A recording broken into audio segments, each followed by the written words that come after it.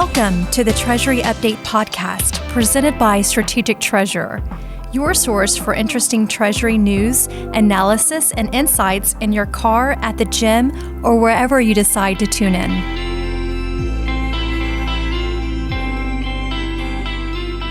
On this episode of the 2021 Outlook series, host Craig Jeffery sits down with Scott Lambert, Treasury Managing Director of Cigna, to discuss finance optimization and Treasury transformation activities across the global health service company.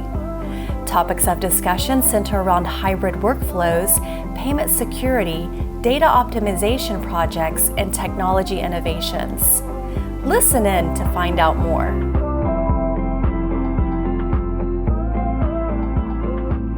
Scott, welcome back to the Treasury Update podcast. Craig, thanks for having me. I thought it'd be good to start if you just give people an overview of Cigna and your role at Cigna, just for background, before we get into this topic of finance optimization. Sure, I'd be happy to. So Cigna is a global health service company. We now have two power brands.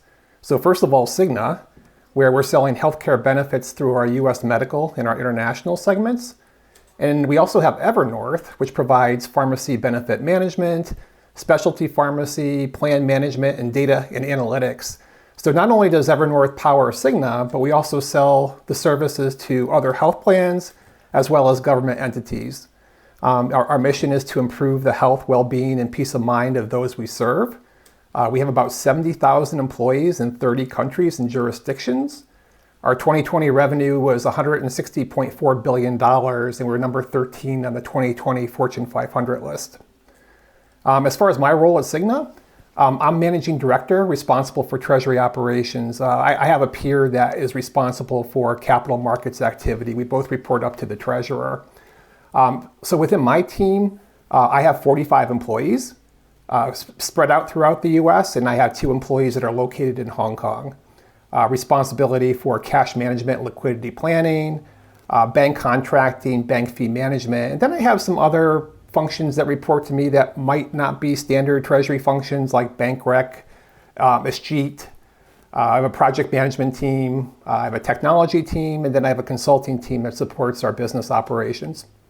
Thanks for the background, and it is good to talk to you again about changes, finance optimization, and today that is our focus, finance optimization. I wanted to explore some of what's happening across a number of fronts.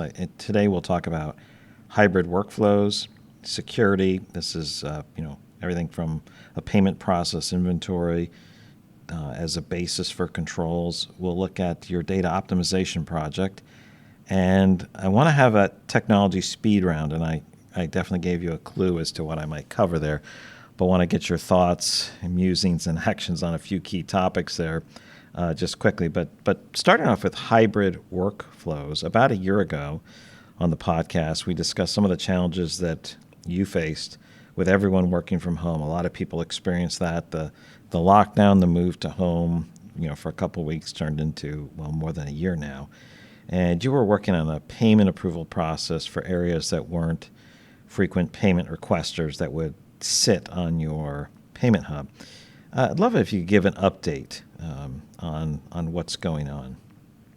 I think during the last podcast, I mentioned our payments hub and our whole rollout strategy and how we've actually implemented self-service through this payments hub. So we were pretty well positioned, but we still have the number of people that send payment vouchers into Treasury to be processed. I'll say it's more kind of lower volume types of payments where it really didn't justify us rolling out the payments hub to them.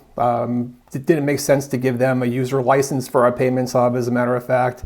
So really trying to find a solution that worked well for them and helped us automate that function as well. So my Treasury technology team, in conjunction with the project management team, partnered with our IT group to develop a pretty innovative solution that we call our Digital Payment Authorization System, i.e. DPAS. In fact, that that rolls off the tongue. It does. In fact, we recently submitted it to the. There's a recent Treasury Innovation Northeast Symposium, where we presented the new platform, and it won a bronze award. So we're pretty proud of it, considering that it was it's really an in-house built application. But it really, at the foundation, it's a web-based tool.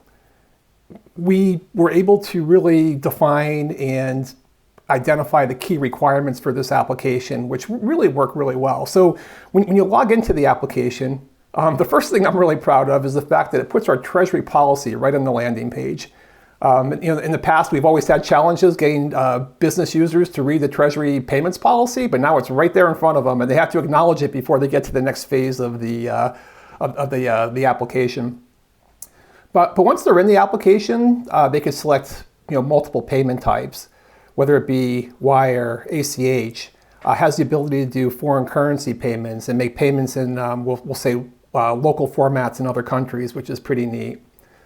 And then depending on the payment type selected, the user will be instructed to fill out various data fields within the application. So the data fields for a foreign wire are going to be different than the data fields for a US wire. So it kind of directs them to the key fields that have to be populated in order for the payment to get processed.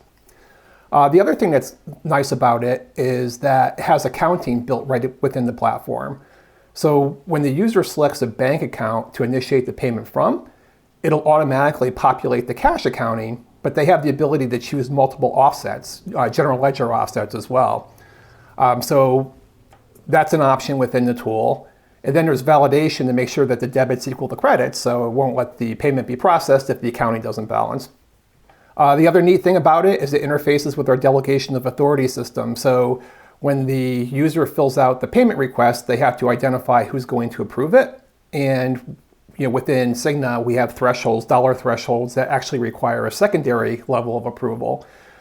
So it does validate to make sure that the person that's going to approve or selected approver on the payment actually has enough delegation of authority to approve the payment. If not, they'll get an error message. And it also makes sure that if it's over a certain dollar threshold, that there's two approvers on the request, and that second approver has to have secondary approver within our delegation of authority system. So it does all those validation points up front. It validates ABA numbers. It validates SWIFT-BIC, which is kind of cool. Once the payment passes all those authorizations and it's submitted, then it's routed to the approvers through I'll call it a digital e-signature tool, where they have to go into the application and approve it. Once all the approvers sign off on the payment, then it gets routed back into our payments hub and gets automatically uploaded for payment, for straight-through processing. The other thing that's neat about it is it saves all those payment vouchers, and it stores it on a FileNet hub where the data is indexed so that we can do research, and stores it for future audit requests.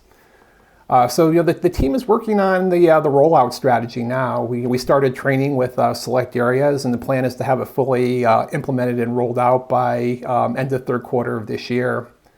And then we're all already looking at future enhancements. So one of the things that we're trying to build into the tool is account validation. So we're trying to do an API with an account validation service that when the user enters in the bank account number and the bank account name, it does a validation to make sure that that information is correct.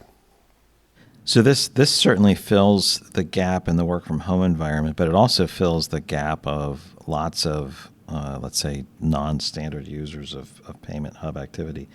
Is this something that you think you'll keep separate forever, or at some point will you merge this and build this type of functionality into your Payment Hub? I think right now our thought is that we're probably going to keep it separate because it does interface nicely into our payments hub. That it's a nice kind of add-on tool. So it does solve for the low volume type payments without having to pay for a user license for somebody that might log into an application just once in a while and potentially forget their password.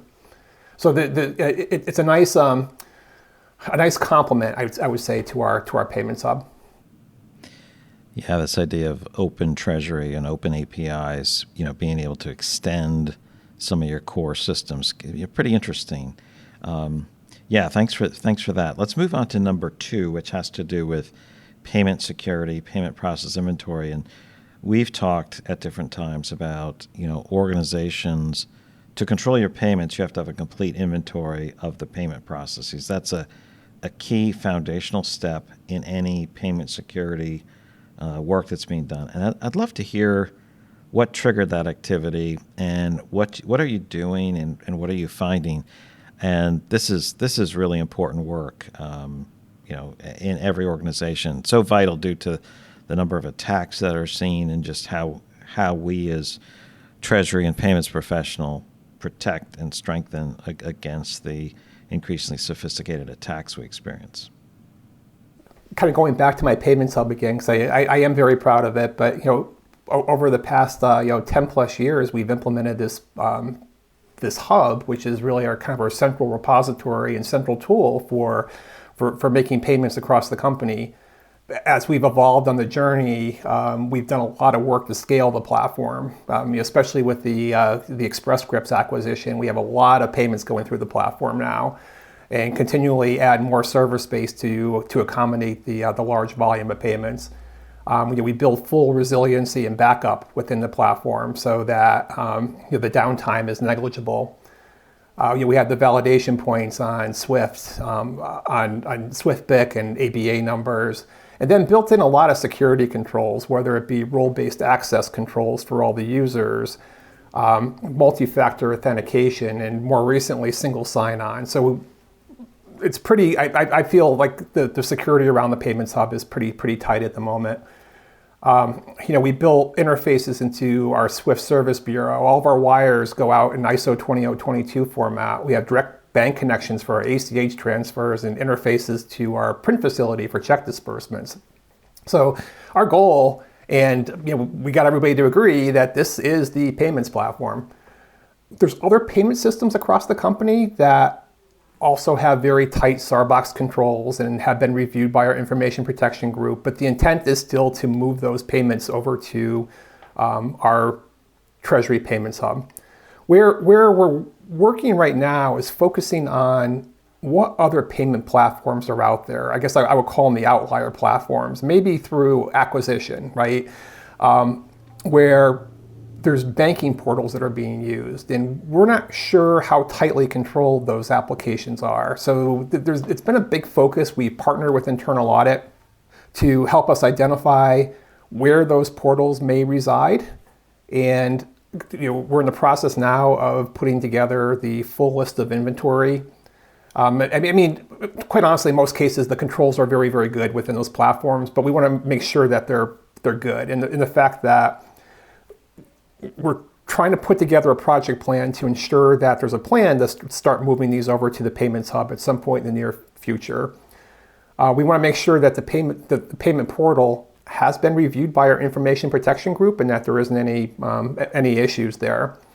We also want to make sure that there's a good process in place for the manager to review the user entitlements on a timely basis and certify that the users still need access, and that if there's a terminated employee, that the access is being removed pretty timely. So that's kind of where we are now. Again, a lot of these were through acquisition. We're making sure that we have our arms around it, and we're making sure that the controls are very tight until we actually move it over to our payments platform. The other aspect of it is that some of these portals may be necessary longer term for certain specific functions, but if it is, we want to make sure that there's very secure and identified controls in place going forward, and that includes can we put role-based access controls around user entitlement? So if somebody leaves the company, we know right away that the person left and that access has to be removed immediately. Can we do IP address restrictions? There's single sign-on. There's a number of banks and vendors that are actually working on that now, so that people aren't trying to log into these banking payment portals through their home computers, for example, where the security might not be as strong. Scott, thanks so much for describing the process you're doing to maintain that the level of defense and grow the level of security and defense around payments. This is vital, important work, across the board.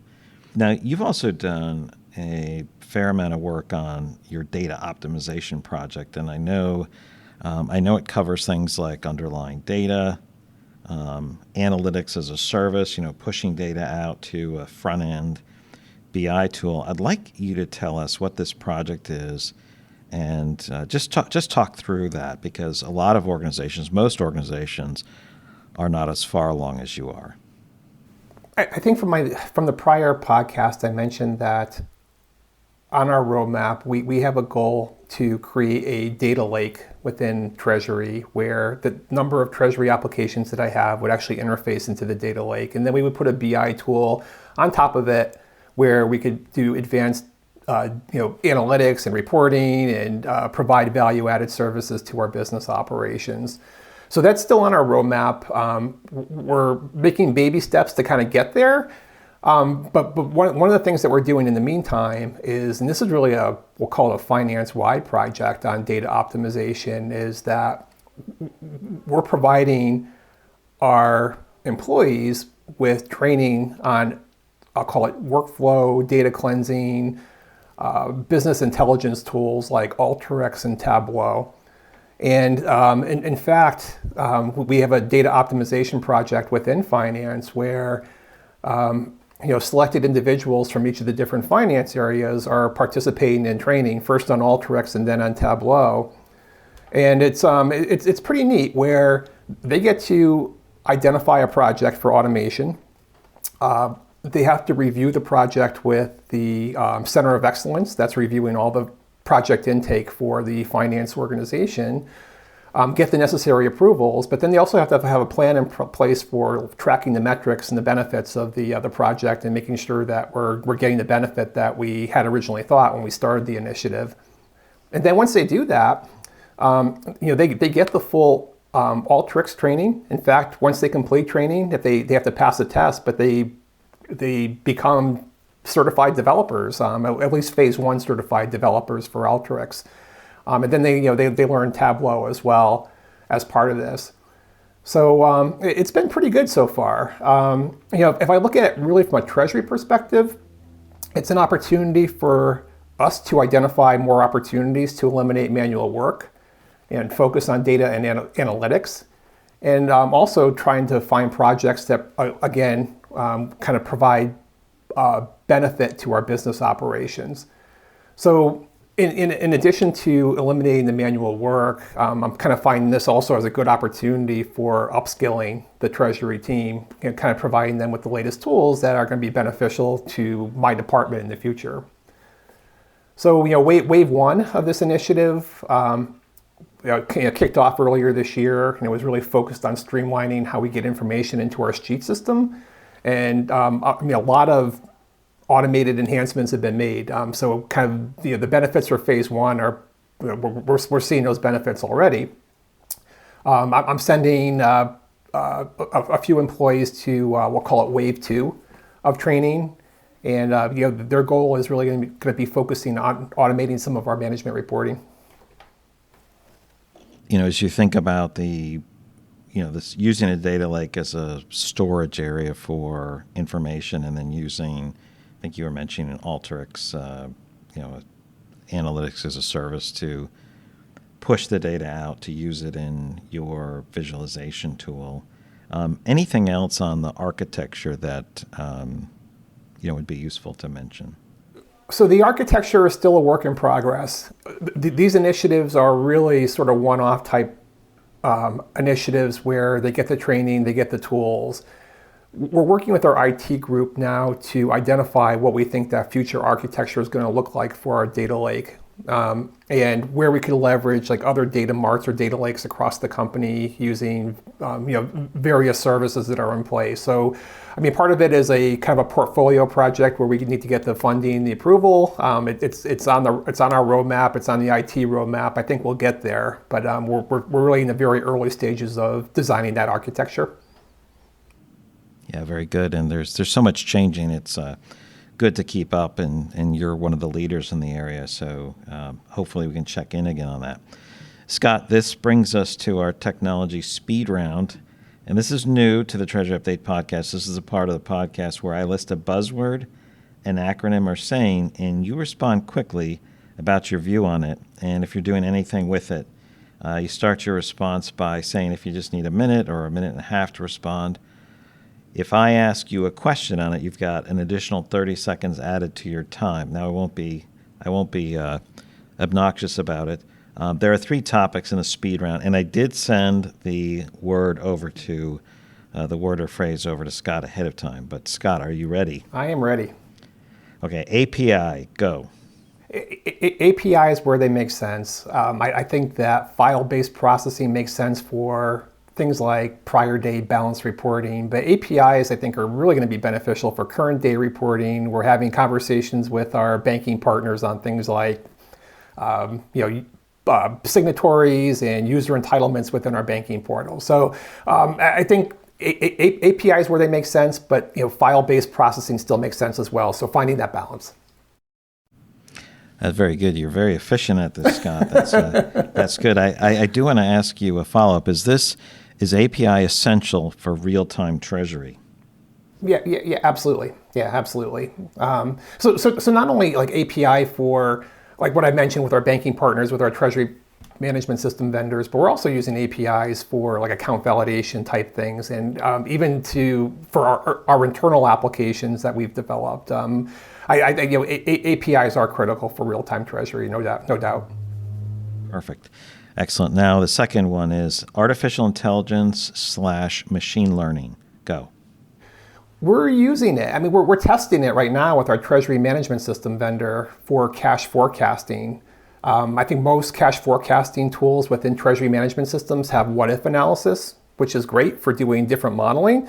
But we've noticed that as we're testing artificial intelligence, it's picking up on trends, cash flow trends, much faster through linear regression or neural network technology. So we're finding it useful. We're in the very early stages, but really plan on taking advantage of it over the next year.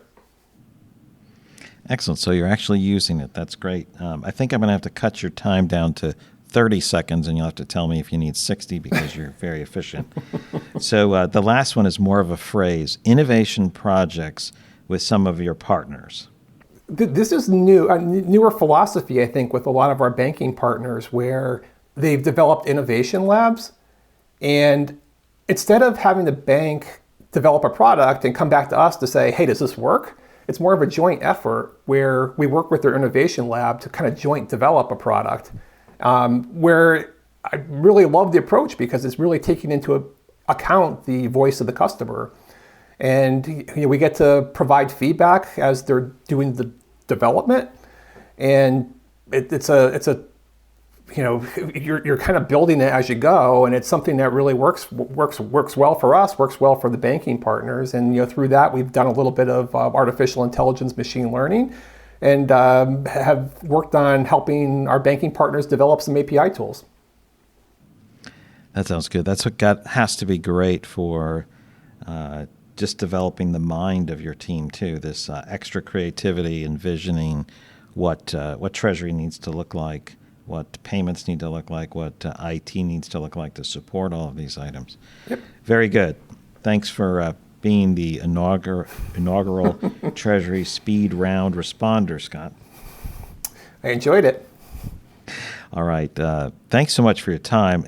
Just wanted to give you a chance at the end for any closing remarks or final thoughts to share with the audience. I guess my final thoughts are that technology is rapidly changing. I'm seeing more changes in Treasury now than I think I have the last, I don't know, I've been Treasury 25 years, so it's changing pretty rapidly. So just recommend developing a roadmap. You're not going to be able to do everything at once. It's critical that you prioritize your key milestones, like what you want to do on your roadmap. You can't boil the ocean, don't try it. And then partner with your business operations on what adds the most value to the business, and maybe that kind of directs how you prioritize your work as well. Very good, Scott. Thank you so much. It's always been good talking with you and to you. at different events and on the Treasury Update podcast. Have a great day. You too, Craig. Thank you very much. You've reached the end of another episode of the Treasury Update podcast. Be sure to follow Strategic Treasurer on LinkedIn. Just search for Strategic Treasurer. This podcast is provided for informational purposes only, and statements made by Strategic Treasurer LLC on this podcast are not intended as legal, business, consulting, or tax advice. For more information, visit and bookmark strategictreasurer.com.